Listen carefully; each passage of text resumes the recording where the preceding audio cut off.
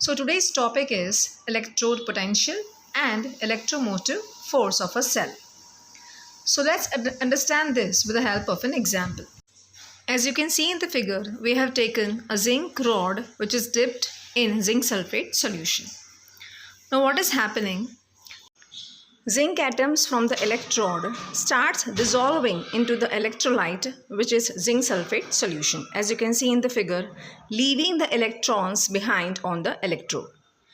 That means zinc atoms जो है वो धीरे धीरे इलेक्ट्रोड में से डिसॉल्व हो जाएंगे सोल्यूशन में, और पीछे इलेक्ट्रॉन्स जो है वो इलेक्ट्रोड के ऊपर इकट्ठे हो जाएंगे, जिसकी वजह से इलेक्ट्रोड क्या हो जाएगा, नेगेटिवली चार्ज। तो अब क्या होगा कि ये नेगेटिवली चार्ज इलेक्ट्रोड जो है वो सोल्यूशन में जो भी पॉजिटिव आयंस है उसे अपनी तरफ अट्रैक्ट करेगा। अंडरस्टूड? क्योंकि वो खुद नेगेटिव है तो पॉजिटिव आयंस को वो अपनी तरफ अट्रैक्ट करेगा, जिसकी वजह से एक डबल लेयर फॉर्म होता है, इलेक्ट्रिक डबल लेयर फॉर्म होता है। That is the cause of potential of the electrode of this type of metal. Okay, now let's take another example. As you can see in the figure, we have taken a copper rod which is dipped into copper sulphate solution. Now what is happening, copper की जो oxidising capacity है वो इतनी अच्छी नहीं है जितनी कि जिंक की है। दैट मीन्स वो इलेक्ट्रॉन ईजिली डोनेट नहीं करता है। बट कॉपर की reducing capacity, that means to attract the electrons, to accept the electrons compare to zinc, वो अच्छी है, जिसकी वजह से वो क्या करेगा, इलेक्ट्रॉन्स को एक्सेप्ट करेगा। तो कॉपर आयंस सोल्यूशन में से जो हम देख रहे हैं, ब्लू कलर का जो सोल्यूशन है, कॉपर आयंस जो है वो क्या करेंगे, इलेक्ट्रोड पे जाके इलेक्ट्रॉन्स को एक्सेप्ट करेंगे और उधर डिपॉजिट हो जाएंगे, जिसकी वजह से ये इलेक्ट्रोड कैसा हो जाएगा, अभी पॉजिटिवली चार्ज्ड। अब क्योंकि ये पॉजिटिव हो चुका है इलेक्ट्रोड, तो वो क्या करेगा, सोल्यूशन में जो भी नेगेटिव आयंस हैं जैसे कि सल्फेट आयंस, उसको अपनी तरफ अट्रैक्ट करेगा, जिसकी वजह से again there will be a formation of electric double layer. Okay, this is known as electrode potential. That means the tendency of an electrode to lose और gain electrons is called electrode potential. Now electrode potential are of two types, oxidation and reduction. First will talk about oxidation potential. तो definition आप खुद ही समझ गए होंगे क्या होगा, the tendency of an electron to loose electrons और get oxidise is called oxidation potential. मतलब आपको ऑक्सीडेशन पोटेंशियल अगर दिया है, आपको वैल्यू अगर दी है, तो आपको ये बताएगा कि उस मेटल की टेंडेंसी कैसी है टू डोनेट द इलेक्ट्रॉन्स, और जिस मेटल की टेंडेंसी ज़्यादा है अच्छी to lose the electrons, that metal will be a stronger reducing agent. Same is now we'll talk about reduction potential.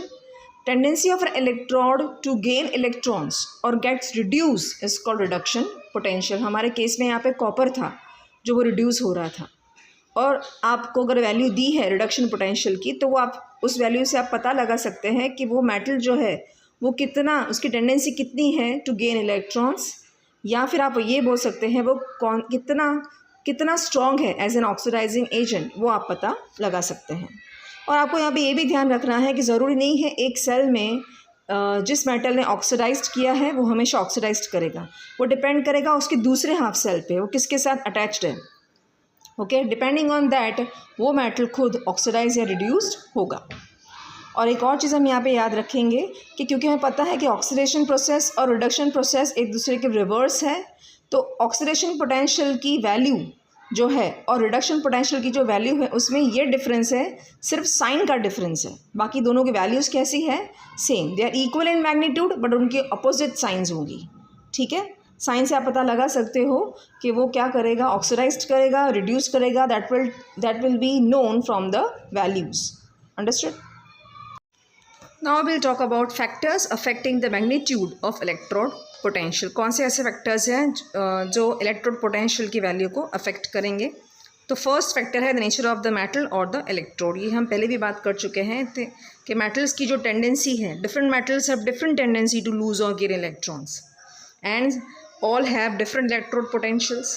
For example, अगर आप सोडियम की बात करो, कॉपर की बात करें, तो सोडियम की capacity to donate the electrons is more, तो सोडियम का जो ऑक्सीडेशन पोटेंशियल क्या होगा, that will be higher than copper. Okay, next factor is concentration of metal ions in solution. तो magnitude of electrode potential depends upon the concentration of the ions in the solution. इसको आप इस तरह समझ सकते हैं, जैसे हमने फिगर में आप एक देख सकते एग्जाम्पल लिया है, zinc producing zinc ions and electrons. तो अगर इस केस में जिंक आयंस जो है वो सोल्यूशन में बढ़ते जा रहे हैं, तो हम प्रीवियस लेक्चर्स में पढ़ चुके हैं about Le Chatelier principle, that अगर ज़्यादा आयंस प्रोड्यूस होंगे तो इक्विलिब्रियम क्या हो जाएगा, लेफ़्ट की तरफ शिफ्ट हो जाएगा, जिसमें ये आयंस का कंसंट्रेशन डिक्रीज़ हो जाए।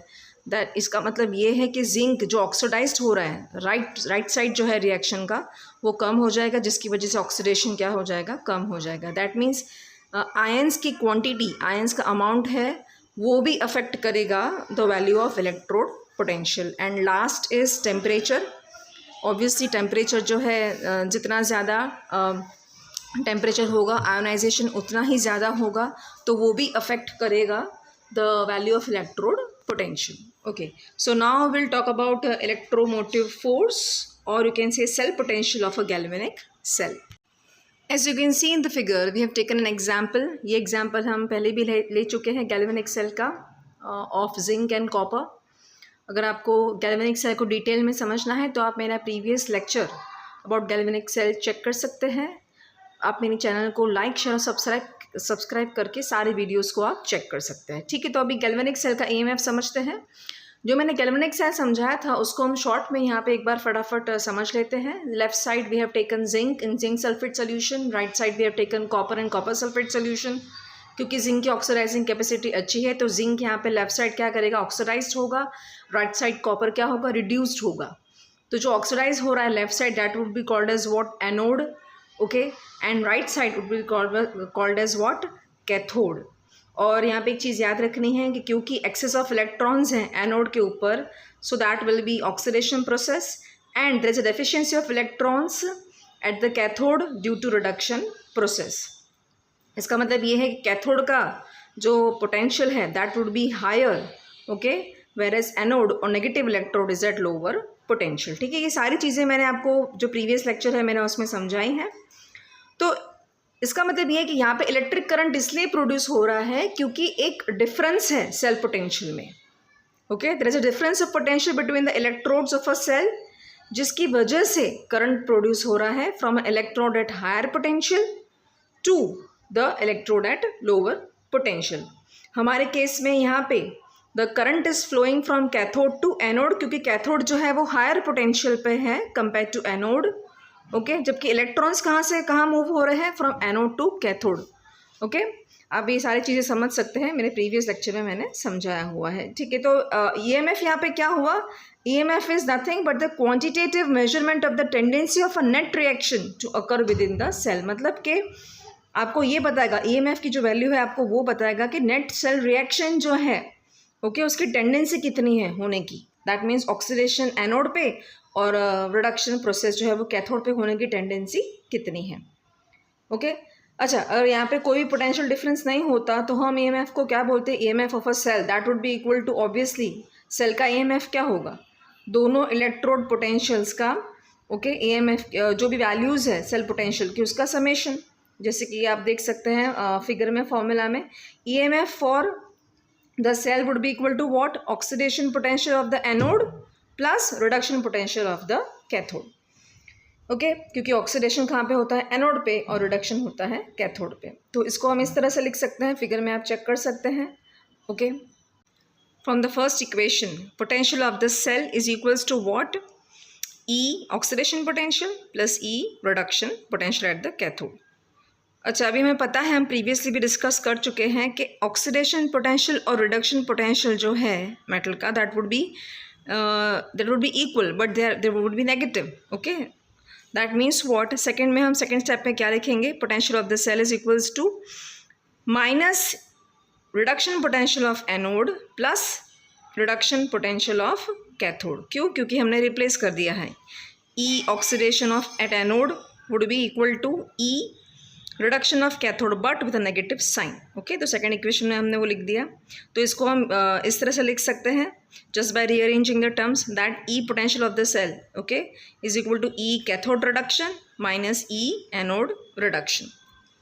अच्छा, कैथोड कहाँ पे होता है, राइट, एंड एनोड कहाँ पे होता है, लेफ्ट। तो इसको हम इस तरह से भी लिख सकते हैं लास्ट में, that potential of the cell is equals to potential at the right minus potential at the left, where E stands for potential. Okay, understood. आपको यहाँ पे एक और चीज़ भी याद रखनी है कि इसके भी कुछ फैक्टर्स हैं, इसकी वैल्यू भी that also will be depending on, जैसे हमने प्रीवियस डिस्कस किया फैक्टर्स को, या ये वैल्यू भी डिपेंड करेगी upon the concentration of the solutions, temperature as well as the nature of the electrodes. Hope आपको आज का वीडियो समझ में आया होगा, अच्छा लगा होगा. अगर आपको समझ में आया है तो आप मेरे वीडियो को लाइक कर सकते हैं, शेयर कर सकते हैं, मेरे चैनल को सब्सक्राइब कर सकते हैं. और हाँ, अगर आपको इस वीडियो से रिलेटेड या कोई भी केमिस्ट्री से रिलेटेड कोई भी डाउट्स हैं, कोई भी क्वेरीज़ हैं, तो आप मुझे कमेंट सेक्शन में बता सकते हैं.